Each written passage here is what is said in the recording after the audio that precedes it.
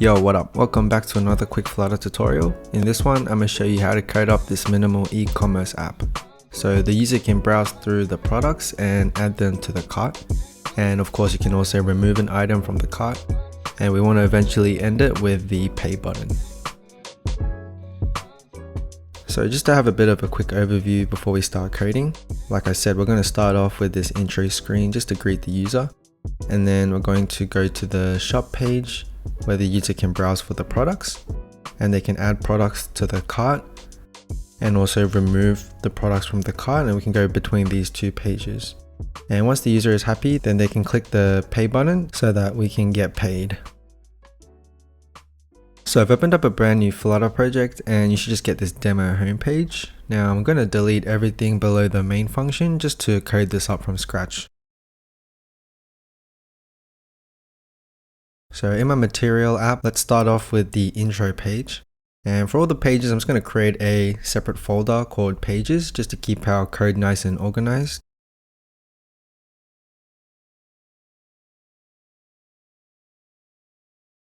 And so let's come back to our main.dart file and import this page that we just created. Sweet. So we should just have a blank scaffold and this is where we'll begin.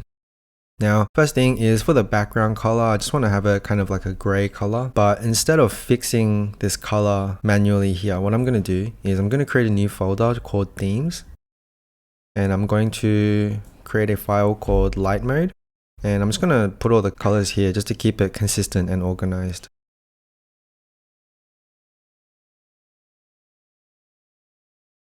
So what I'm going to do here is for the background color, so I wanted to get the shade of 300, and the main ones I want to specify here are the primary, the secondary, and also the inverse primary. So essentially I just have different shades of gray for my app. You can choose whatever colors you want, but I'm just going to go with these colors here, which I think look pretty good. So if I come back to my intro page, like I said, instead of just specifying this gray color, what I'm going to say is theme.ofContext. Go to the color scheme, and then we can access all of those different ones that we created. So we can say background. Cool. This way, if we ever need to change colors later on, we can just come to this theme file and just change it up to whatever we want. Sweet. Now for the actual UI of this page, for the intro page, I'm just going to have a big column here, and let's just create a quick plan. So at the top, I want kind of like a logo, and then a title, a subtitle, and then let's have a button to enter into the shop.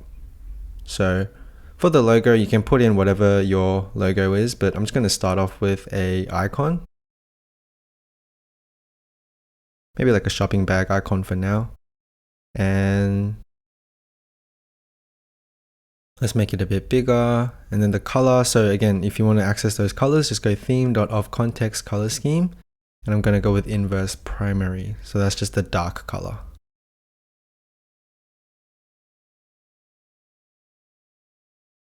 Sweet. And then let's have a sized box just to create some space. And then for the title, I'm just going to call it minimal shop. And then the subtitle, you can have a kind of like a slogan. So I'm just going to say premium quality products. And in terms of the design, it's a good idea to make the top one a bit bigger and bolder, and the bottom one a bit more lighter.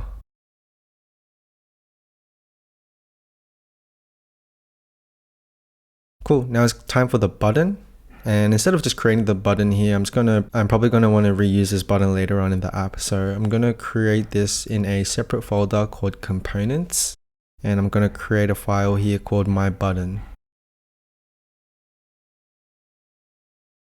So this button, I want it to be tappable, so let's have a gesture detector. And so on tap, you can see it requires this function. I'm just going to grab this one. And I'm just going to require it on the top when I create this button. And so for the look of this button, let's have a container with a child, which I'm actually also going to require at the top.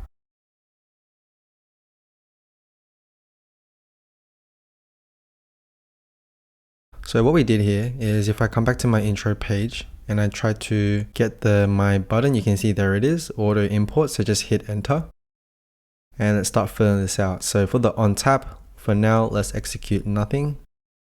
And the child, let's give it like an icon. Sweet, and you can see there it is. So let's come back to our button.dart file and decorate this up.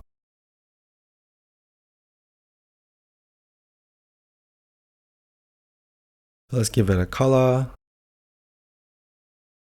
Let's give some padding. And the corners are so sharp, so let's just curve those corners. And let's just space this out a bit. Okay, sweet, it's looking good. Now if I click on this, I want to go to my shop page, which we haven't created yet. So let's just create that in our pages folder.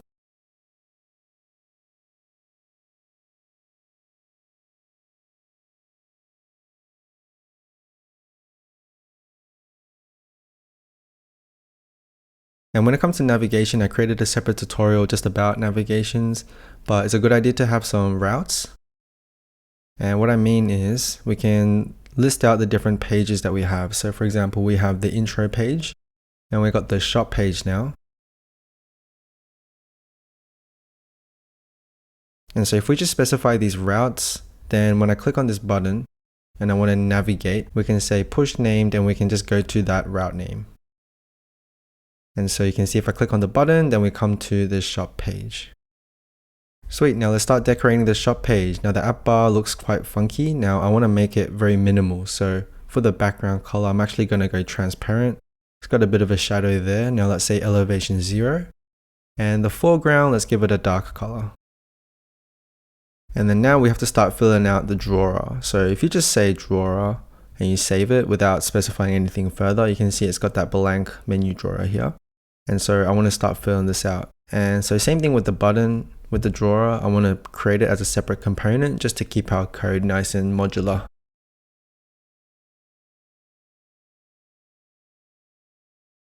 So let's give it a background color and let's have a big column with a bit of a plan. So at the top, it's usually a good idea to have a drawer header, which is kind of like the space for the logo.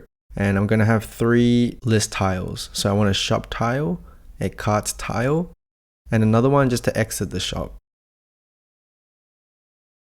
So let's start filling this out.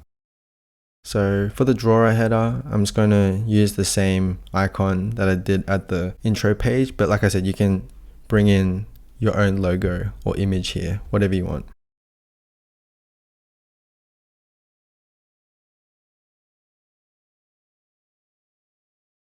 And then let's just space this out. And then usually you create this as a list tile. And again, I'm just going to create this as a custom list tile just to make it look nice.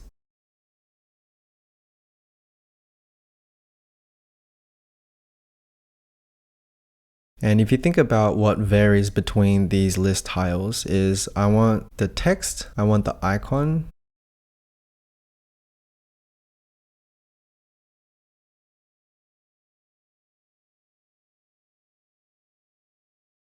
and I also want the on tap.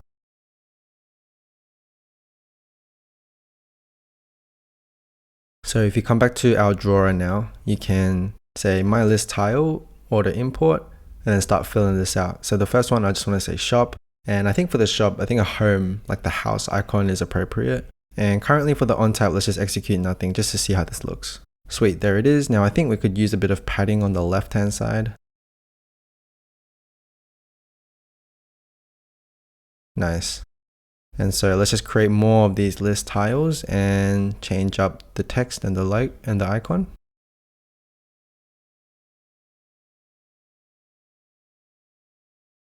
Now for the last tile, like the exit shop, I actually want that on the very bottom. So one little trick you can do is group everything else in another column so that in this overall column, you essentially have 2 items in there. And then we can space between and then it'll push the other thing to the bottom. Now that's too close to the edge though, so I'm just going to put another padding here just to space from the bottom. And that's looking pretty good. So now let's handle these on tap functions. So for the shop, we are already on the shop page. So if the user clicks on this, then let's just pop this drawer. And if we click on the cart page, then now we want to navigate to the cart page.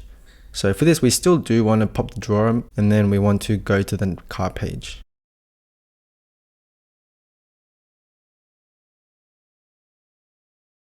Now we actually haven't created the cart page, so let's just do that real quick.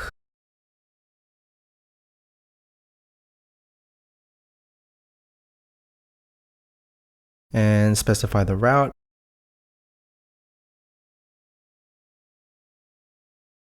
And sweet, we can now go to the cart page.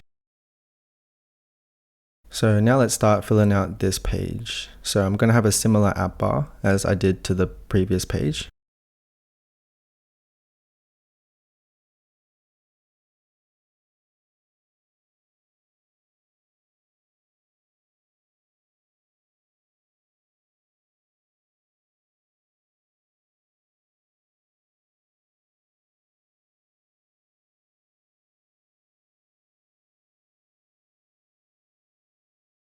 Now for the exit shop title, we want to go to just the intro page, just to go back to the very first screen.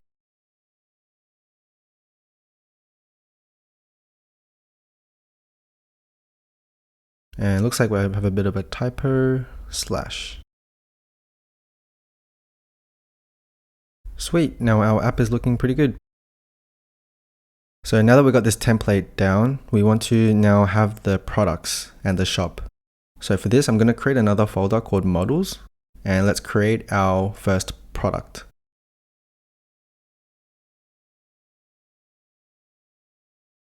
So this is going to be a template of what a product should be. So every product, we need a name, I need a price, I want a description, and we're going to also have an image later on as well.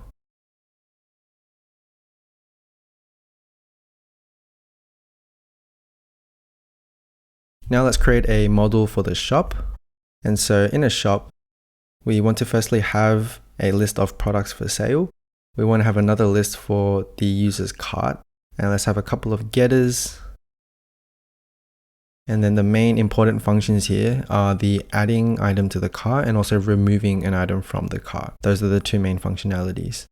So let's start off with having the list of products for sale. And I'm just going to call it shop.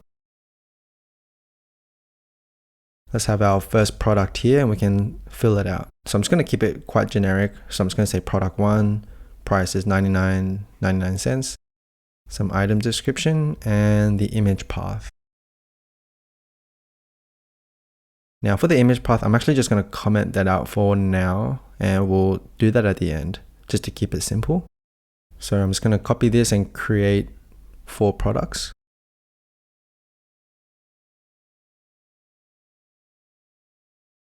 And then for the user's cart, it's just going to be an empty cart at the beginning. And we want to have a couple of getters, which just means if anywhere around the code we want to get the shop, then we can just return what the shop is, and same as the cart. Great, which brings us to the main important functions, which is the adding to the cart. So as a parameter, I'm going to need to know what the product I'm about to add. Okay, and simply we can just add it to the cart. Same thing for removing.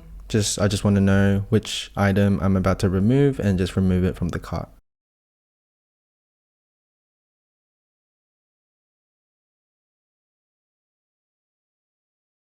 Cool. Now for us to display this on our app, we're going to need to create a nice little UI component called product tile. And so as a parameter, as long as we're given a product, then let's create a nice product tile UI for this. So just starting off with a column, I want the product image at the top, the product name, the description, the price, and also maybe a button to add it to the cart. So like I said, the image part I'm going to show you how to do just a bit later on. So just to keep it nice and simple, I'm just going to put in an icon, maybe the favorite icon, which is like a heart. And the text, let's get the product name, the product description, and the product price, which is actually a double, like it's a number. So we're going to have to convert it to a string with 2 decimal places. Sweet. Now I'm going to bring in a package called Provider, which is a very popular simple state management solution. So if you open up your terminal, let's say Flutter pub add provider, and just import this package. I've made a separate tutorial on how to use provider, so check that out if you need. But I can show you here real quick how we can use it. So essentially, if you go to the shop, we want to extend this to the change notifier. And any changes we make, like when we add to the cart and we remove from the cart, we want to notify the listeners. And what that means is we just want to update the UI for the components that are listening to these changes. So we just need to do a quick setup here real quick, which is at the main function. We have to wrap our app in a change notifier provider for the shop and return our app. Cool, so what did we just do? Now if I come back to my shop page, we can access the products in our shop. So we can say context.watch the shop. And you can now see all of those methods that we had before. So we can just get the shop. And now in the body of this page, let's create a quick list view.builder. And what we're going to do is we're going to get each individual product from the shop and just return it as a product tile UI. We have our list of products going through each index, which we should actually specify the item count. We want to have just the length of the products. And we're going to go through the index of each product and return it using our product tile that we created. Cool, so let's just save this and rerun just to see what this looks like. And there it is. Cool, now it doesn't look that pretty, but we can decorate this up now. So if I come to my product tile, I think we could use some decoration here. Like give it the primary color and some margins. And also padding for the inside children. Now I did the margin as 10 inside, so if I come to my actual list, I'm going to have a padding of 15, which makes it 25 all around. So you can see everything is spaced out really nicely. Now, you know I really hate sharp corners, so let's curve these corners. There we go. And also, I actually want this scroll direction to be horizontal. Nice. And it's currently filling up the entire space. So I'm just going to wrap this in a sized box just to fix the height of 550.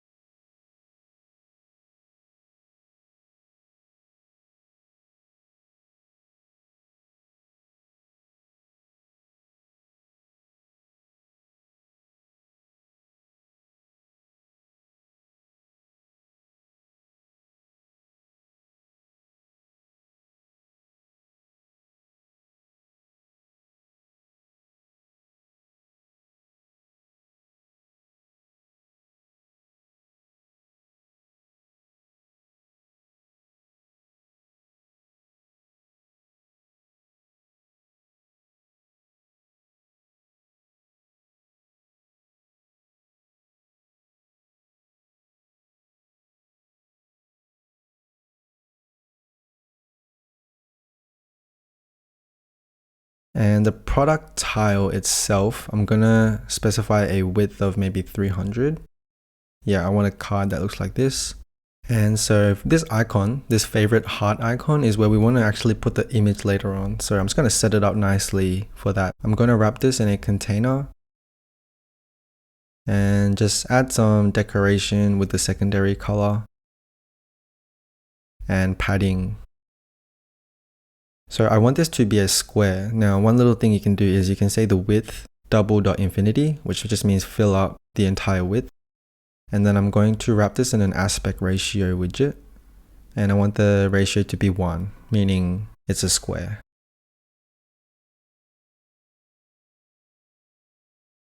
Okay, it's looking pretty good. Now let's just have another sized box. And everything's aligned to the center. So if you look at this cross-axis alignment, I want it to be at the start. And let's change up these text widgets. So the product title should be bigger and bolder. And the description should be much more lighter.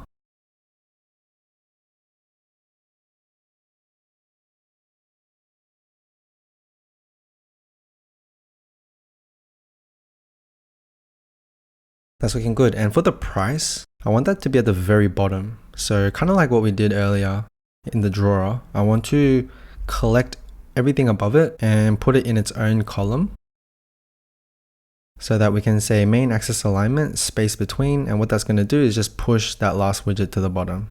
And the reason why this step is very important is because you probably want to have more text in the description, right? Like we want some more space there just in case we are going to type some more in the item description.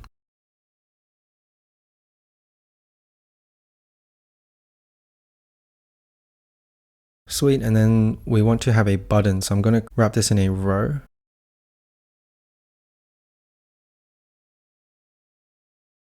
And beside the price, I'm going to have a button. So let's just have a add button and just decorate it up slightly.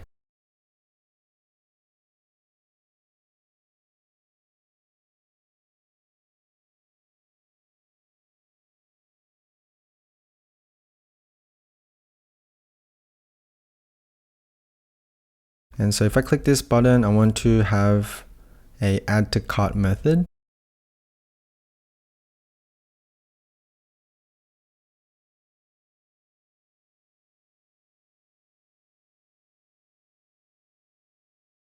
And just before we do add it to the cart, let's just show a dialog box just to ask the user if they want to actually add it to the cart. Like let's get confirmation. So add this item to your cart, ? And let's have a couple of actions. So we want two buttons here, one for canceling and one for yes. So if we cancel it, then we just want to pop the box.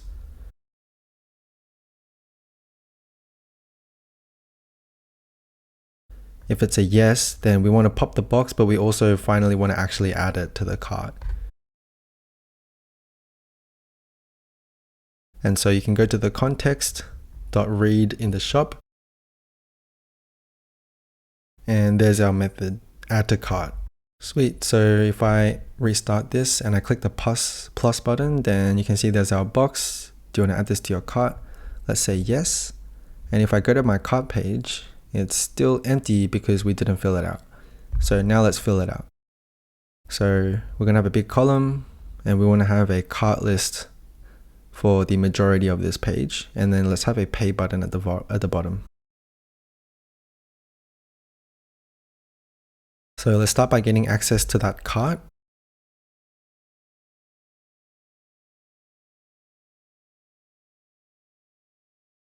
And create a list view builder. So it's going to be similar to what we did on the shop page. We're going to get the individual items in the cart and just return it as a list tile.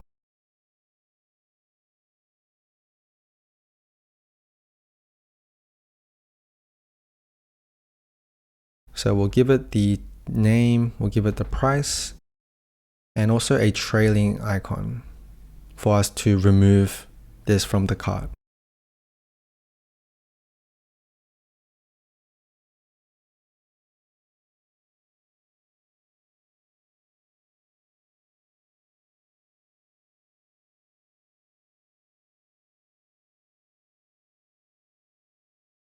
Now this showing dialog to confirm if the user actually wants to remove it is going to be quite similar. So I'm just going to copy that earlier dialog that we created and just change up these to remove.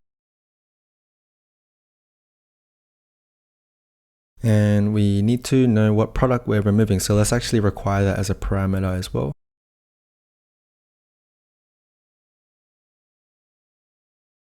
Sweet, and whoops, we forgot to specify the item count, which is just however long the cart is. Sweet, okay, let's try this. So if I add this to the cart and I go to the cart page, you can see there is the item.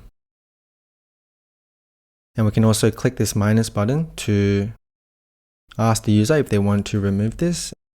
Sweet, that's looking really good. Okay, now one thing I want to do is you can see the majority of this column is the cart list. Now at the bottom, we want to have a pay button. So let's use our button. So in my button, we want to say pay now. And let's just create a method here real quick saying user press the pay button. And so what I'm going to do is let's just require the context just so that we can show another dialog box.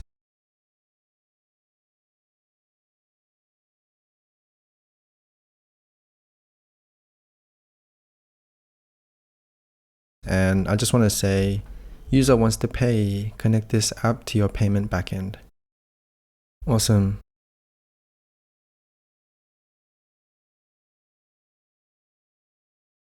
Now, another kind of UI thing that is useful and good idea for you to do is if the cart is empty, instead of showing a blank page, let's write a little note.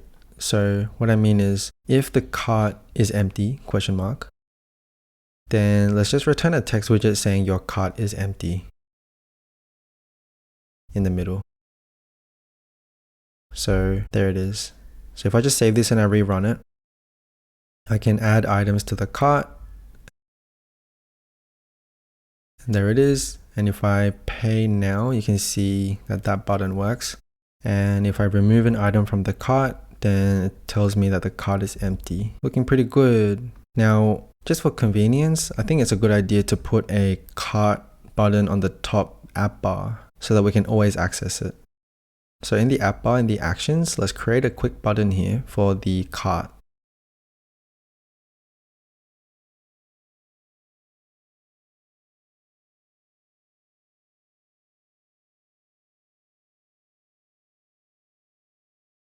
There it is. So of course we can access the cart in the drawer, but we can now also access it right from the app bar, which is handy.